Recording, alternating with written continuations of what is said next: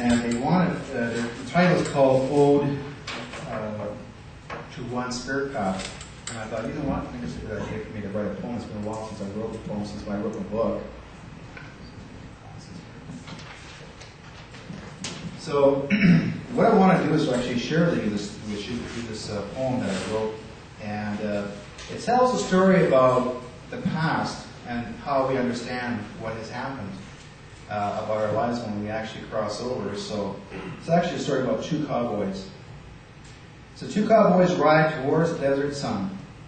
One turns to the other and said, "Slim, you weren't no fun.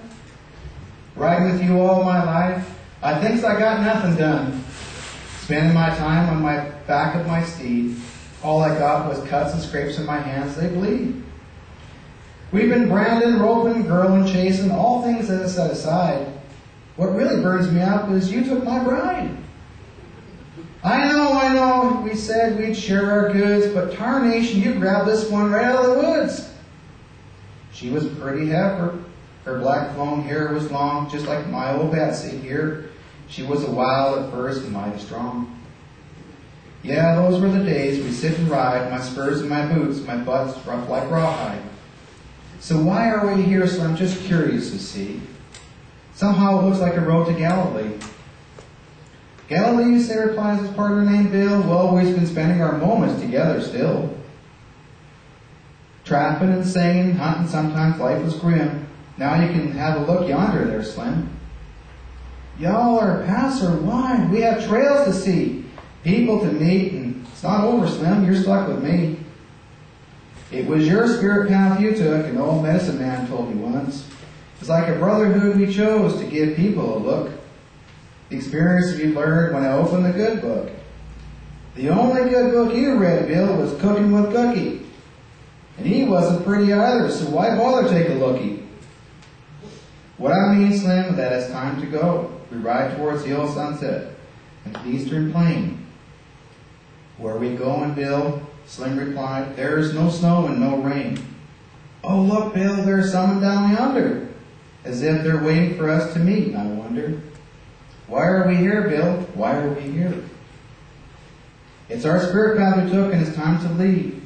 Others will stay, but do not grieve. Our lifetime is done here, Slim. We have no wrath.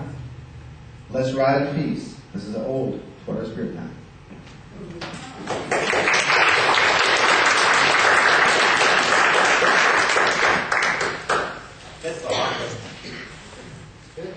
Basically, I take the characters in myself. When I work as a medium, and people who actually have lived on this land, I always become that person all of a sudden because they like to step into your body. You ever seen that movie called Ghost? Now Whoopi Goldberg, when she's sitting in a chair, all of a sudden the guy sits inside of her and goes, oh my God. You know? Well, that's what happens to me now. I get people actually pretty well feeling like as if they're stepping right into me and start talking to me through me. And so at times, I have people walk up and they'll say, whatever you said hit me. Whatever you said, no one ever would have known. Because it's not me that's telling you what I want to tell you, it's what they will tell you. And that's the thing, what we learned about our life in these days is that it's not about us, that we are trying to give you the message. It's about those who want to give the message from the other side. Because they're telling you that it's not done, it's not an end. And there's a fellow who actually I'm going to have on my radio show. You ever heard of a fellow named Kenny Kingston? He actually was a psychic to the stars. He used to read for Marilyn Monroe and Princess Diane, and he actually was tutored under Mae West. I must be kidding. Anyway, Kenny's still living, and he's still alive. I believe he's in his late 70s. I believe maybe 70s or 80s. And I'm going to be coming on my radio show, and he's going to be sharing his stories, what he went through. And I actually was fortunate. He actually sent me his book. Kenny inspired me when I was actually 13 years old. And it kind of seems like kind of strange, but I watched him on television one time, and I used to watch a show called Up in Edmonton. And he came on, and he actually is American himself, so he's not a Canadian citizen. But he came on to the Tommy Banks show. You ever heard of Tommy Banks? Well, it came on Tom Banks show back in the mid-70s, early to mid-70s. And I watched him do his work. And I was actually quite shocked when he actually stood there and he said, Tommy, you got a whole bunch of Indians all around you. Well, everybody's looking at this behind them like, what? You know, they're kind of shocked because that's what he's saying. There's a lot of Indians around him, a lot of his own guides. And that Tommy is being guided. And even though he was himself being an orchestral band leader, and he's done a lot of work in humanity, work. And so, but he would actually tell stories. Ken would tell stories, and he'd actually let people know that spirit is always continuous and never ends. And so we always have guides, we always have loved ones. And I've had so many people come up and say, you know, who's the name of my guide? I want to know the name of my guide. Sometimes it's not really necessary to know the name of your guide. All we know is we're just being guided. But most of the time we actually are led and guided by family. Because it's a family that actually keeps us on our path. Now we have young ones here today that are in spirit that have also lost their lives. And they themselves too did not know what to do and to how to live and to how to fulfill their life in the fulfillment of age. And yet, when they come through, they're saying, we still love you. Now we understand. Because in spirit, you're already told, once you're on the other side, that it's never finished. That you have so much to give.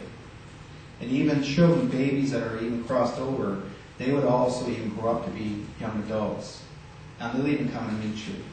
And they'll say, hi, it's me. But yet, you may think, well, I don't know this baby. Because this child only was a baby, not a young man or a young woman. But that child has grown in spirit because they will let you know that they're still around you to give you comfort. That's why you always have a warm feeling on your shoulder to let you know that you're not alone.